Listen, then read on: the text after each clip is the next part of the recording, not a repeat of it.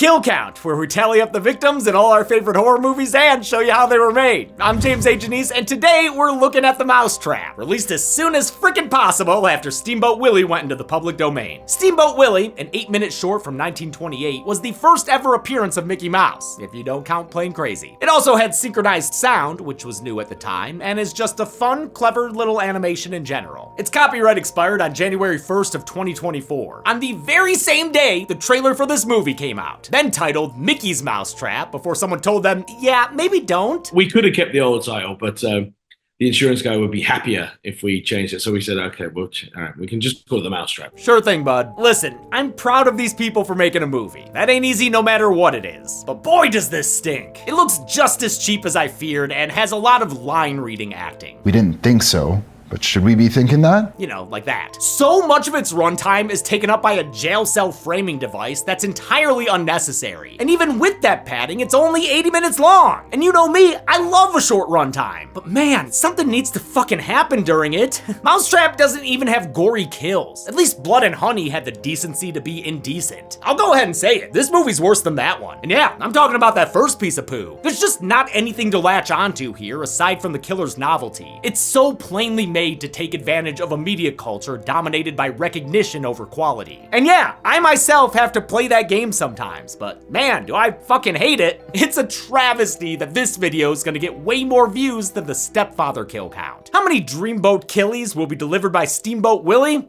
Let's find out and get to them.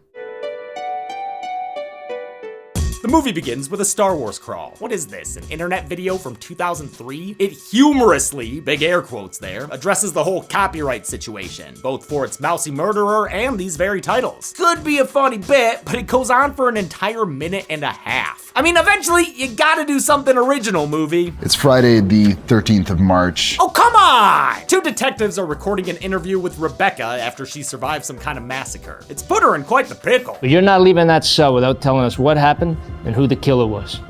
Or we're charging you for the multiple murders. Becca, please just tell your story so we can get away from this scene and its acting. We mercifully cut to opening credits, where we get to enjoy an actually good theme by Darren Morsey. I dig how dark and percussive it is. It's like a nightmare score for the original animation.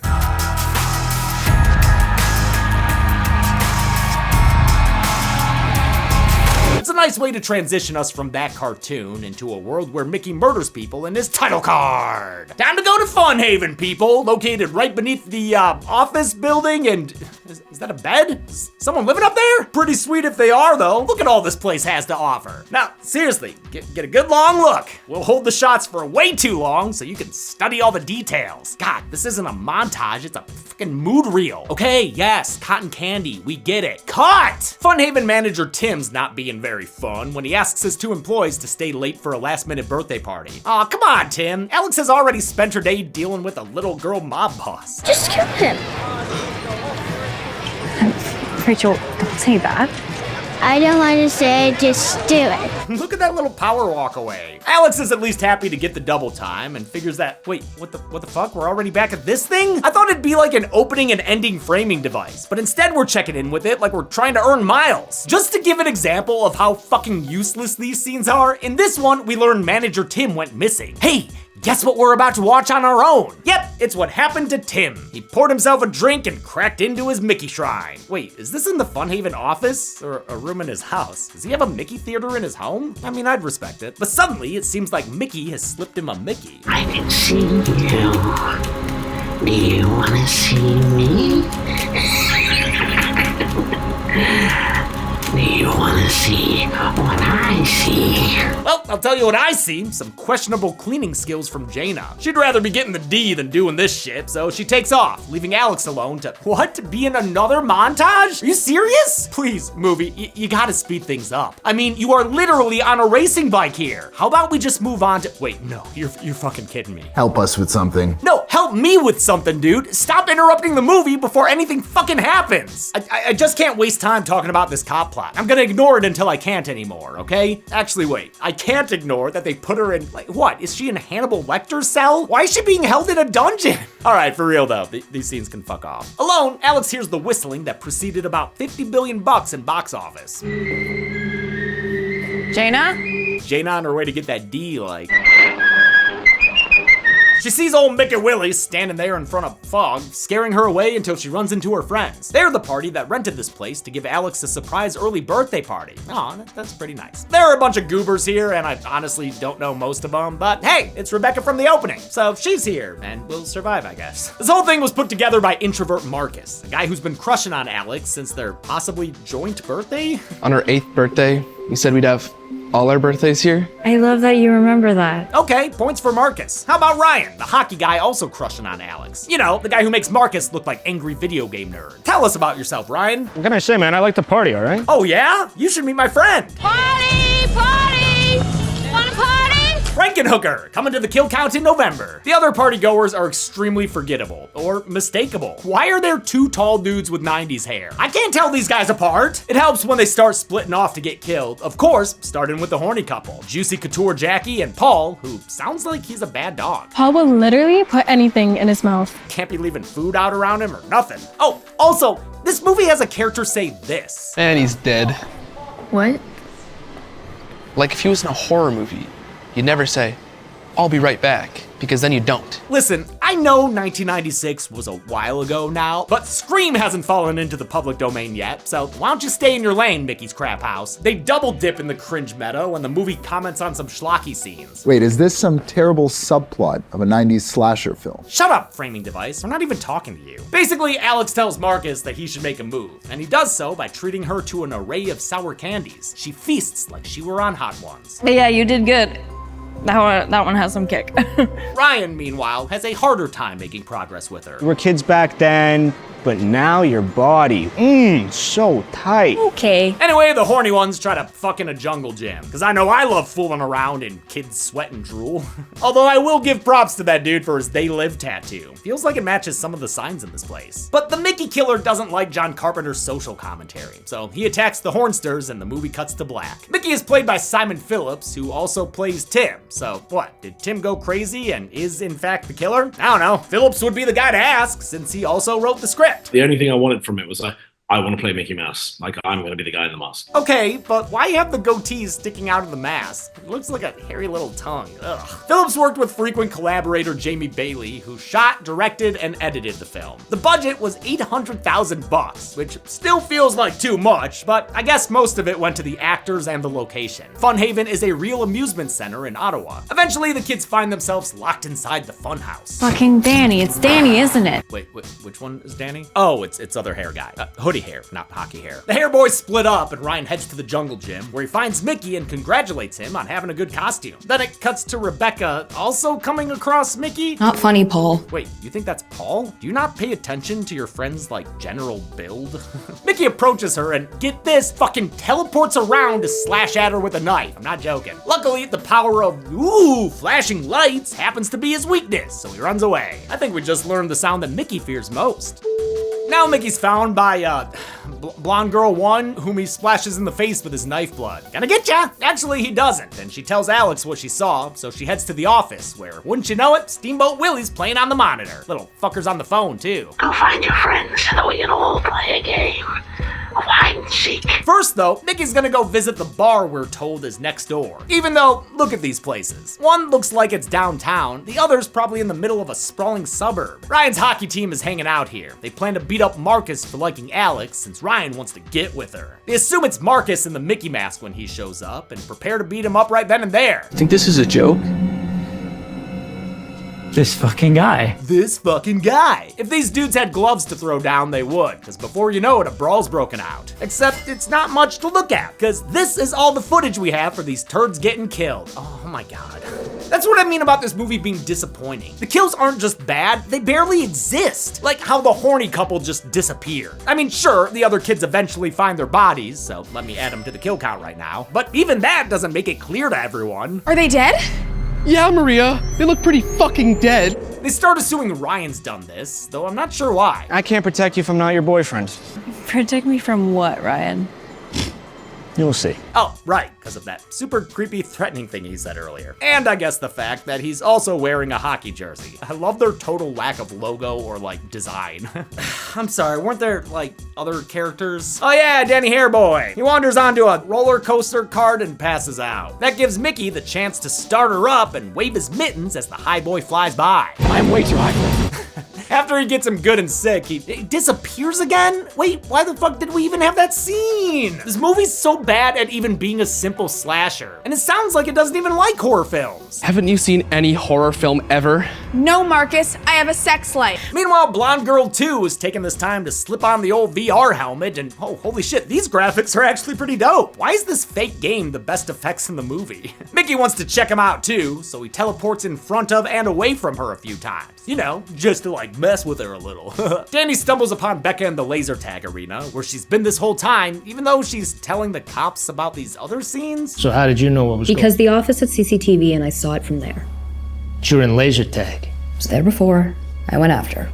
You are making this too complicated, movie, when the simpler thing to do is just not have her telling the story like this were Princess Bride. Officer Fred Savage ain't adding anything. I was not surprised to learn that they didn't spend a lot of time revising the script. The first idea that we had was the idea that we made. Oh, you don't say. We're not hoping to get Oscar nominations out of this. Sir, there are multiverses of space between an Oscar quality film and this. Mickey's suddenly blocking them from leaving through the front door. Marcus doesn't like it. He moves quick. Too quick. And hey, since nothing fucking happens in this movie, it's a short episode, so I've got time to theorize about a single line here. This one here. Okay, this is stressful. Sudoku, let's be less cryptic. Now, what the fuck did she say there? Because not even the subtitles know. Okay, this is stressful. Sudoku, let's be less cryptic. I think it sounds like Sudoku, doesn't it? Sudoku, Sudoku, Sudoku, Sudoku. So my guess is the line was Sadako, like the creepy girl from Ring. But maybe the actress didn't know who that was and said Sudoku, like the numbers puzzle instead. Okay, this is stressful. Sudoku, let's be less cryptic. It doesn't make sense for her to be referencing a Japanese horror character anyway, because remember? Haven't you seen any horror film ever? No, Marcus, I have a sex life. Dog, she ain't gonna know Sadako. She too busy riding that beef bus. Alex pulls the fire alarm to have the department come, and Marcus hops on the loudspeaker to warn their friends that Ryan's trying to kill everyone. Blonde Girl 2, Gemma, finds Alex only to get her neck slit by Mickey with a box cutter. Our first actual on-screen kill, thank God. Alex flashes Mickey and runs away. You know what I mean. Mickey's also chasing Danny and Becca, who all of a sudden trips on nothing. It gives us another bit of blood as Mickey straight up hostels her Achilles heel. Then he grabs Danny and kills him by sinking a CG knife blade into his head. Ah, the digital blood spurt too? God, it's bad. The surviving kids realize that Mickey's moving so fast, he must be teleporting. A guy dressed as Mickey Mouse is killing us.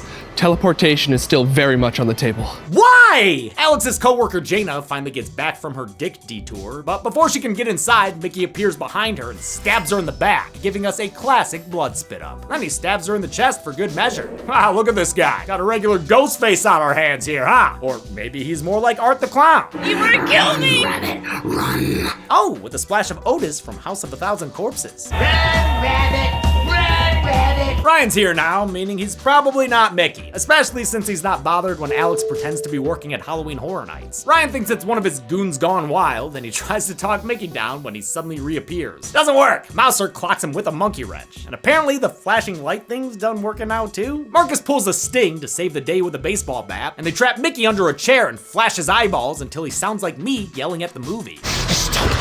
The flashing light keeps him from teleporting. Oh, okay. But Mickey knocks it out of their hands, so he's able to get away. They make a plan to trap him so they can kill him once and for all. A game of cat and mouse. And the only way to win is to kill that goddamn mouse. They lure him into the jungle gym, where they're free to flash with a bandit. Haha, you can't hit him there, you stupid mouse. Further flashing keeps him in place as the kids take turns doing drive-bys on him. The boys finally wrestle him down as Blondie 1 has a real tough time getting through this jungle gym made for children. Look at her back there. But then the mouse laughs and straight up disappears. Where'd he go? He's gone. He's not coming back. Wait, really? That's how it ends for him? Are you sure, Alex? He's not coming back.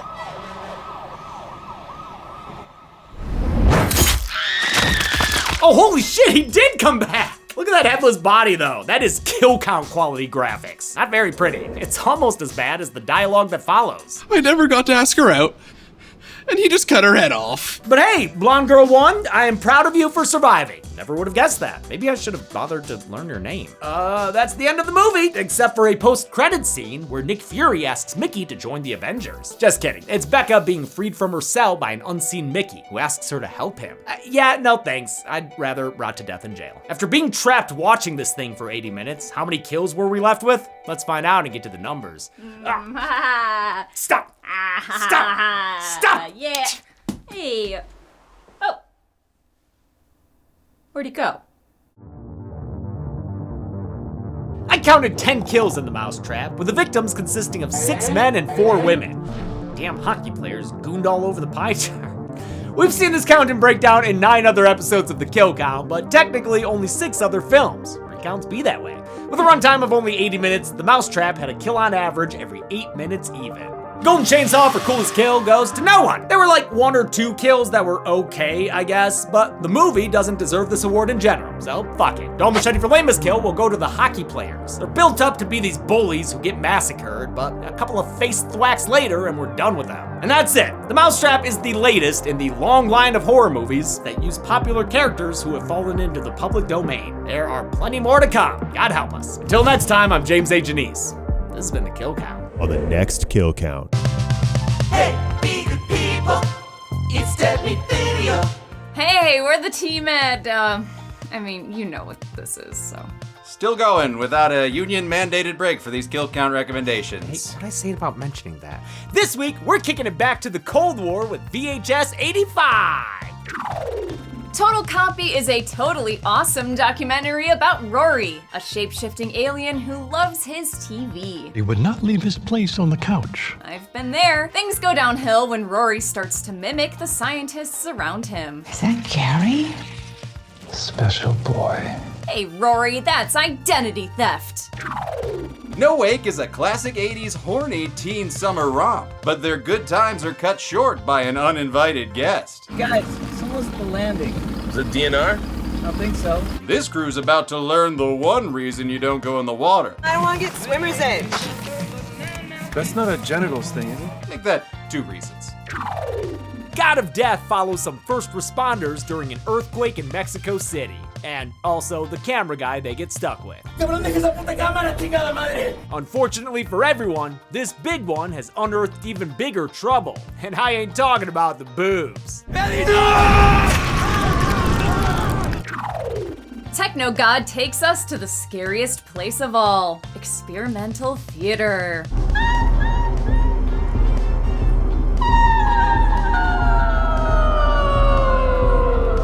Tonight's show will try to summon the new god of technology, but its VR stars itching to go off script.